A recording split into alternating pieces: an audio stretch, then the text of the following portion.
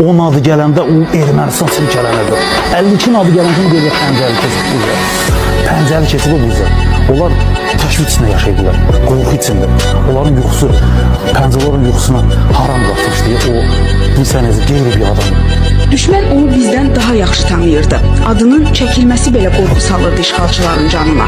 Ona görə də başına küllü miqdarda pul qoymuşdular. Xüsusi təyinatlı qüvvələrin hansı hərbçisinin yanında adını çəksəniz deyəcək ki, Pəncəli əfsanə adamdır. Qoca adlandırırdılar onu təcrübəsinə görə. Özü isə düşməndən hər an qisas almağa hazır aslan parçasıydı. Pəncəli hələ 2015-ci ilin iyununda Kəlbəcərdə xüsusi əməliyyat zamanı düşmən ordusuna məxsus bir neçə hərbi texnika, ağır artilleriya və 20-dən artıq hərbçinin olduğu avtomobili partladaraq məhv edib. İgidliyə görə medalını da bunun üçün vermişdi ona dövlət başçısı. Elə düşmən də başına küllü miqdarda pulu bundan sonra qoymuşdu.